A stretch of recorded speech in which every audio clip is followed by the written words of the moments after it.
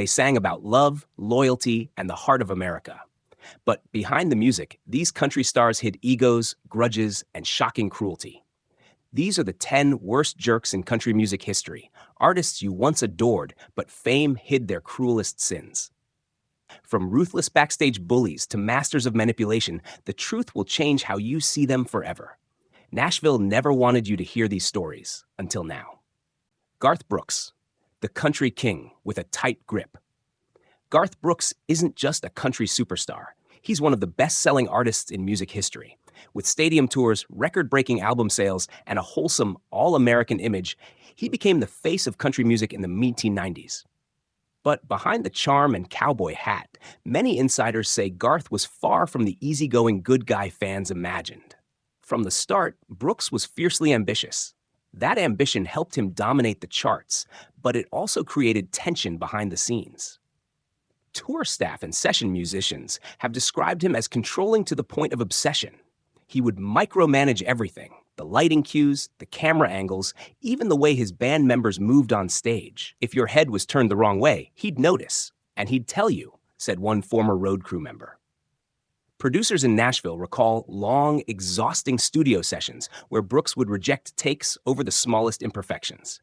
It wasn't about the music, it was about control, one engineer noted. He had to have the final word on every note, every frame, every detail. That control extended to his public image. Garth was meticulous about what stories got out, often using his influence to shut down negative press. His relationships with other artists weren't always smooth either. Several younger singers claimed Brooks was polite in public, but distant, even dismissive, in private. He guarded his status carefully, allegedly blocking opportunities for potential rivals. One industry veteran recalled a promising newcomer losing a prime opening slot on tour because Garth didn't want to be upstaged. Even within his own team, loyalty came with strings attached. Former employees said that disagreeing with Garth, even over small creative choices, could mean an abrupt end to your job. If you weren't all in on his vision, you were out, a former tour manager explained. To the public, Garth Brooks remains a larger-than-life figure, a family man, a showman, a country legend. But for those who worked behind the curtain, the story is more complicated. They remember a superstar who demanded absolute control, expected unwavering loyalty, and carefully maintained a spotless image, no matter who got pushed aside to protect it. Garth Brooks may have built an empire, but in doing so, he also built walls, keeping fans in awe, but keeping the truth locked firmly on the other side. Toby Keith, the Patriot who played Hardball. Toby Keith built his image on unapologetic patriotism and baroom bravado. With hits like Courtesy of the Red, White, and Blue and Beer for My Horses, he became the face of post-Dinah country music, loud, proud, and unafraid to speak his mind. But behind the star-spangled swagger, many who've worked with Toby describe a man whose confidence often spilled into arrogance and whose tough guy persona didn't stop when the cameras were off. Industry insiders say Toby was known for taking total control over his career, sometimes at the expense of collaboration. He clashed with record label executives repeatedly, walking away from major contracts when they didn't bend to his will. While that independence won him admiration from some, others saw it as a sign of someone unwilling to compromise or listen. One Nashville executive put it bluntly, "Working with Toby was like negotiating with a bulldozer. Once he started moving, you just had to get out of the way." Toby's feuds became part of his brand. His very public war of words with Natalie Maines of the Chicks is infamous. After she criticized President George W. Bush, Toby retaliated by projecting a doctored image of Maines with Saddam Hussein behind him at his concerts, a move many found mean-spirited and vindictive. Instead of backing down, he doubled down, framing himself as the defender of American values while painting opponents as unpatriotic. Touring with Toby could be equally intense. Crew members have recalled profanity-laced tirades over minor technical glitches, as well as last-minute demands that threw entire schedules into chaos. Opening acts sometimes complained that they were treated more like obstacles than guests, with strict restrictions on stage space, lighting, and even sound levels. He wanted every inch of the show to be about him, one former opener said. Even with the media, Toby maintained a combative stance. He was known to walk out of interviews if he didn't like a question, blacklist certain outlets, and publicly insult reporters who challenged him. His inner circle remained tight, and those who fell out of favor rarely found their way back in. To fans, Toby Keith is a no-nonsense hero who speaks his mind and stands his ground. But to many in the industry, he's also a cautionary tale, a man whose need to dominate every interaction left behind a trail of bruised egos, burned bridges, and opportunities lost to stubborn pride. In Toby's world, there was no middle ground. You were either with him or you were in his way. Toby Keith, the Patriot who played Hardball. Toby Keith built his image on unapologetic patriotism and baroom bravado. With hits like Courtesy of the Red, White, and Blue and Beer for My Horses, he became the face of post-Dynalum country music, loud, proud, and unafraid to speak his mind. But behind the star-spangled swagger, many who've worked with Toby describe a man whose confidence often spilled into arrogance, and whose tough guy persona didn't stop when the cameras were off. Industry insiders say Toby was known for taking total control over his career, sometimes at the expense of collaboration. He clashed with record label executives repeatedly, walking away from major contracts when they didn't bend to his will. While that independence won him admiration from some, others saw it as a sign of someone unwilling to compromise or listen. One Nashville executive put it bluntly, working with Toby was like negotiating with a bulldozer. Once he started moving, you just had to get out of the way. Toby's feuds became part of his brand. His very public war of words with Natalie Maines of the Chicks is infamous. After she criticized President George W. Bush, Toby retaliated by projecting a doctored image of Maines with Saddam Hussein behind him at his concerts, a move many found mean-spirited and vindictive. Instead of backing down, he doubled down, framing himself as the defender of American values while painting opponents as unpatriotic. Touring with Toby could be equally intense. Crew members have recalled profanity-laced tirades over minor technical glitches, as well as last-minute demands that threw entire schedules into chaos. Opening acts sometimes complained that they were treated more like obstacles than guests, with strict restrictions on stage space, lighting, and even sound levels. He wanted every inch of the show to be about him, one former opener said. Even with the media, Toby maintained a combative stance. He was known to walk out of interviews if he didn't like a question, blacklist certain outlets, and publicly insult reporters who challenged him. His inner circle remained tight, and those who fell out of favor rarely found their way back in. To fans, Toby Keith is a no-nonsense hero who speaks his mind and stands his ground. But to many in the industry, he's also a cautionary tale, a man whose need to dominate every interaction left behind a trail of bruised egos, burned bridges, and opportunities lost to stubborn pride. In Toby's world, there was no middle ground. You were either with him or you were in his way. Hank Williams Jr., the heir who let anger rule. Hank Williams Jr. was born into country royalty. The son of the legendary Hank Williams, he carried the family name into a new era with a powerful mix of Southern rock and outlaw country. His anthems like Family Tradition and All My Rowdy Friends Are Coming Over Tonight made him a household name. But along with the fame came a reputation for volatility, defiance, and an explosive temper that often overshadowed his music. From early in his career, Hank Jr. was known for his hard-drinking, hard-partying lifestyle. That rowdy image sold records, but for those who worked alongside him, it also meant unpredictable behavior. Former bandmates have described nights when Hank would arrive late, or not at all, for shows, only to explode at crew members when things weren't perfect. You never knew what version of him you were going to get, one road manager recalled. Sometimes he was charming. Sometimes he was a hurricane. His clashes weren't limited to his team. Hank had a long history of feuds with the media and the music industry. The most infamous came in 2011, when he compared President Barack Obama to Adolf Hitler during a televised interview. The comment sparked outrage and led ESPN to end his long-running association with Monday Night Football. Rather than apologize, Hank doubled down, framing himself as a victim of political correctness and lashing out at critics. Backstage, stories of intimidation and verbal abuse are common. Crew members have reported being screamed at for minor mistakes, while opening acts sometimes found themselves abruptly cut from tours with little explanation. One former opening artist said, "If he didn't like you, you knew it, and your career could feel it." Even personal relationships were marked by turbulence.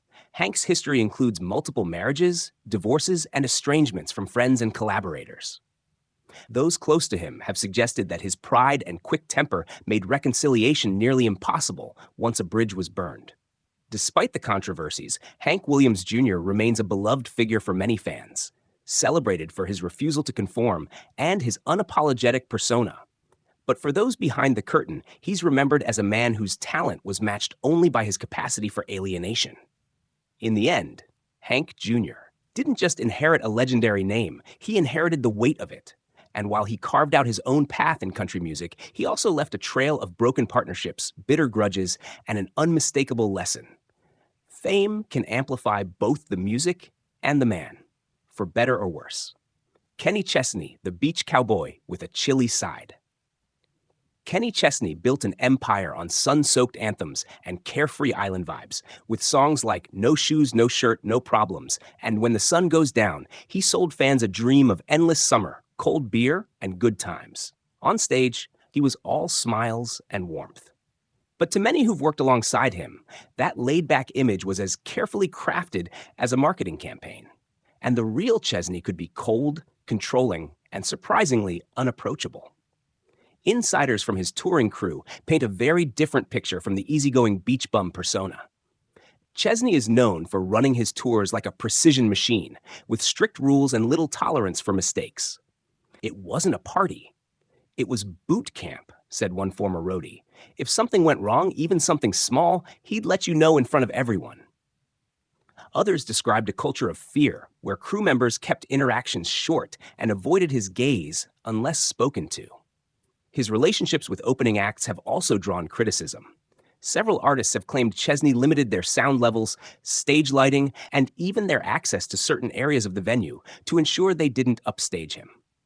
One opener recalled being told they couldn't use the main stage runway, even though it was standard for other headliners to share it. While Chesney has avoided major public scandals, his personal relationships have been the subject of quiet whispers in Nashville. His short-lived marriage to Renee Zellweger ended abruptly with an annulment citing fraud, a term that sparked endless speculation. Though both parties downplayed the wording, some insiders claimed it reflected Chesney's tendency to keep people, partners included, at a calculated distance. Producers have described him as all business in the studio, which, while professional, left little room for creative collaboration. "You weren't there to make art together," one producer said. "You were there to make his record exactly how he wanted it." That meticulous control helped maintain his image, but it also pushed away those who hoped for a more collaborative process. To his fans, Kenny Chesney is the embodiment of freedom and fun, a barefoot troubadour who invites you to the party. But to many behind the scenes, he's a perfectionist taskmaster who keeps his inner world closed off, his image polished, and his power unquestioned. In the end, the island life Kenny sings about may be real for his audience, but for those working in his shadow, it's a much colder place. Leanne Rimes, the prodigy who lost her grace. At just 13 years old, Leanne Rimes stunned the world with Blue, drawing comparisons to Patsy Cline and earning the title of country music's youngest superstar. She seemed destined for a flawless career, gifted, humble, and adored. But as the years passed, the girl with the golden voice gained a reputation that was far less flattering. Difficult to work with, self-centered, and quick to burn bridges. Those who worked with Rimes early on often chalked up her attitude to youth. She pushed back on producers, fought for creative control, and resisted guidance from industry veterans. While ambition in a young artist is common, multiple insiders say Rimes quickly crossed the line into outright defiance, dismissing advice from those with decades more experience. She didn't want to collaborate, one producer recalled. She wanted to be in charge. Her career took a major public turn in 2009 when she was caught in an affair with actor Eddie Cibrian, while both were married to other people.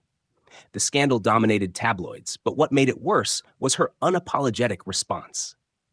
Rather than step back, Rimes flaunted the relationship and mocked Cibrian's ex-wife in interviews and on social media. Fans who once saw her as a wholesome talent began to view her as arrogant and insensitive. Behind the scenes, her behavior reinforced that image. Tour staff and band members have described sudden firings over minor disagreements, last-minute changes to entire set lists, and long stretches of emotional coldness. She could be sweet when she wanted to. One former backup singer said, but most of the time she made it clear that everyone was replaceable.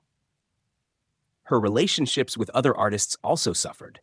Younger singers looking up to her were often met with indifference and, in some cases, subtle sabotage. One rising star recalled being told that Rimes refused to appear on a shared bill unless the opener was removed, citing creative differences. Even her public appearances became unpredictable. In interviews, she sometimes came across as defensive and combative, especially when asked about her personal life. Social media feuds further damaged her image, making it hard for many to separate the drama from the music. Leanne Rimes is still an undeniable talent, with a voice that can stop a room. But for those who've seen her off stage, the story isn't just about a child prodigy who grew up. It's about an artist who let pride, scandal, and a need for control overshadow the gift that made her famous. Allan Co, the outlaw who crossed the line. Allan Co was one of the most notorious figures in outlaw country, a man who built his image on rebellion, provocation, and living outside Nashville's rules. For some fans, that made him a folk hero. For others in the industry, it made him toxic. His controversies weren't just marketing. They were a way of life, and often left destruction in their wake. Co's music career began with promise. He was a gifted storyteller with a gravelly voice and a knack for pushing boundaries. But those boundaries didn't just bend, they shattered. In addition to his mainstream albums, Co recorded underground tracks so offensive they couldn't be played on radio, songs laced with explicit racism, misogyny, and homophobia. Defenders claimed it was all just a joke, but to many, it revealed a cruelty that went far beyond edgy art. His attitude backstage matched the aggression in his lyrics. Crew members and session players have described working with Co as walking on a minefield.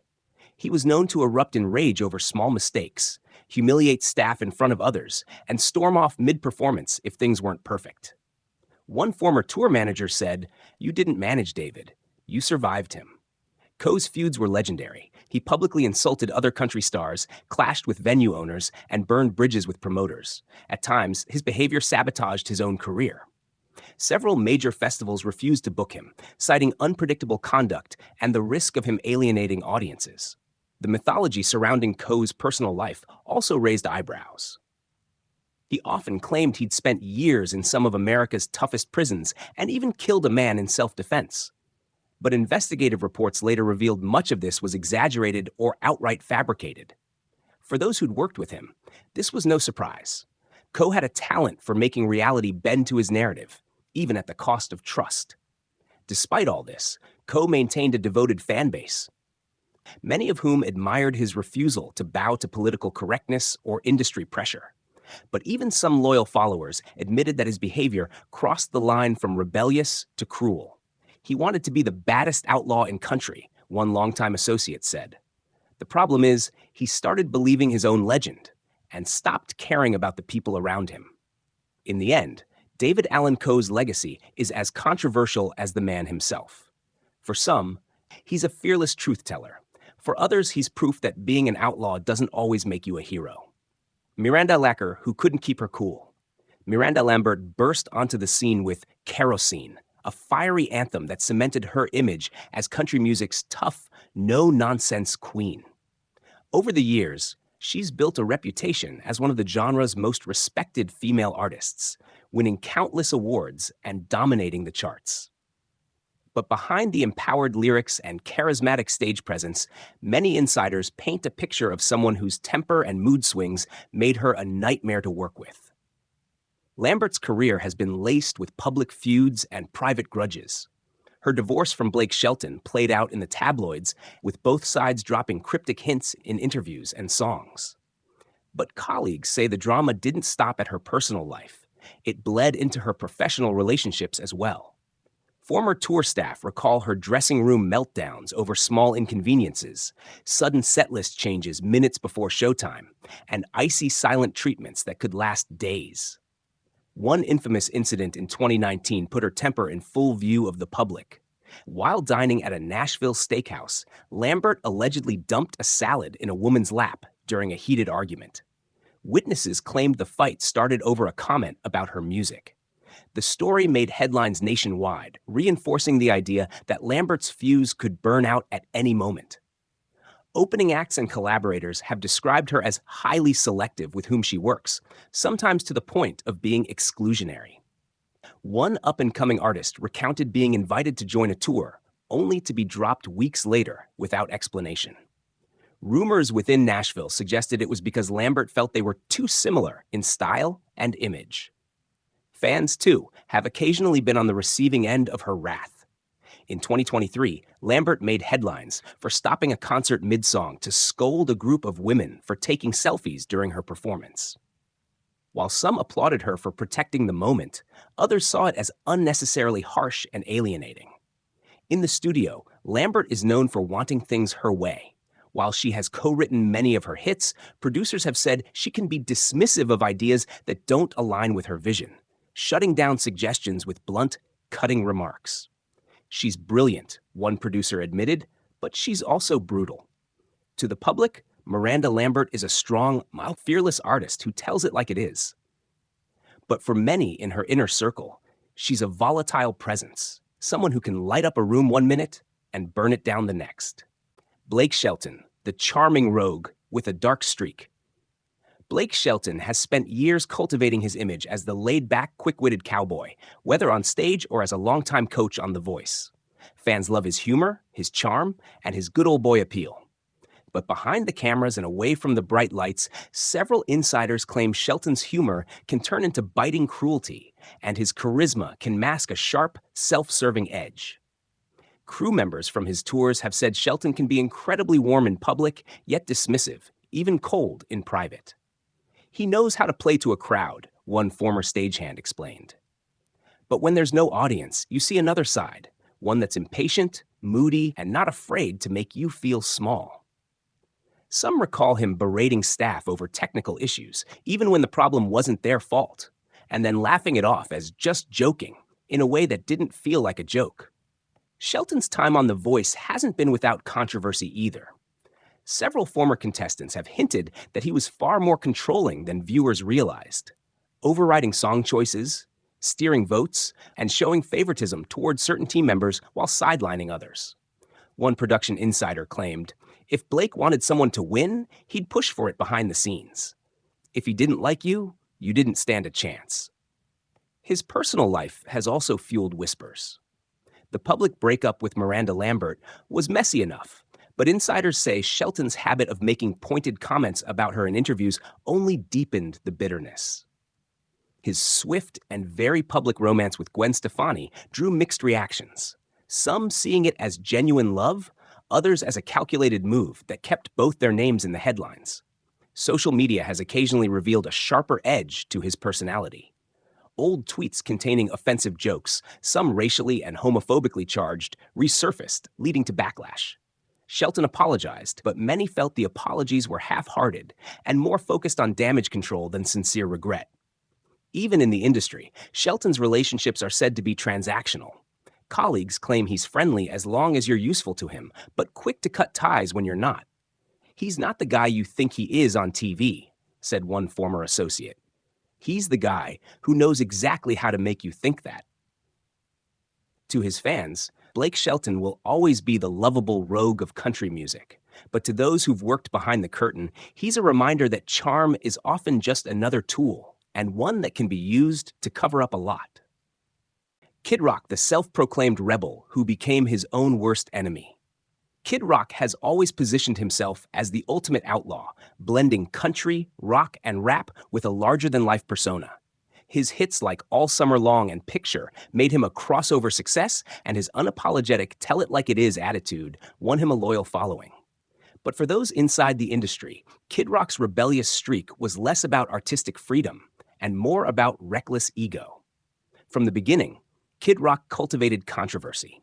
He relished in provocative lyrics, wild parties, and an anti-establishment image. But former crew members say the chaos wasn't just for show. It was the reality of working with him. Tour staff described him as volatile and unpredictable, with moods that could swing from laid back to explosive in seconds. One roadie recalled being cursed out in front of the entire team for a minor technical glitch, only to have Kid Rock act like nothing happened minutes later. Public incidents cemented his reputation. In 2007, he was arrested after a brawl at a Waffle House. In 2019, he launched into a drunken rant on stage targeting Oprah Winfrey and other celebrities, drawing widespread condemnation.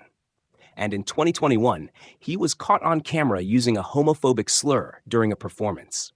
Each time, rather than apologize sincerely, he doubled down, framing himself as a victim of cancel culture and attacking his critics.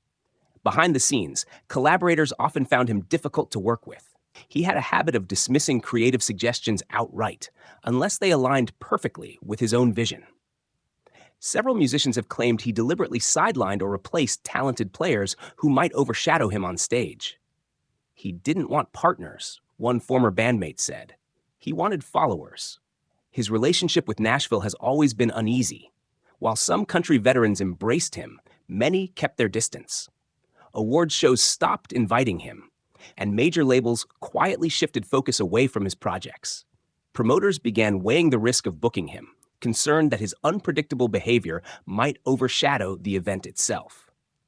Despite the controversies, Kid Rock still commands an audience. His concerts draw thousands, and his fans see him as a truth teller who refuses to bow to political correctness. But for many in the business, he's become a cautionary tale. A man who let the outlaw image consume him until there was little left but the chaos. In the end, Kid Rock's greatest rebellion might be against himself, and the career he could have had if he'd learned when to fight and when to stop.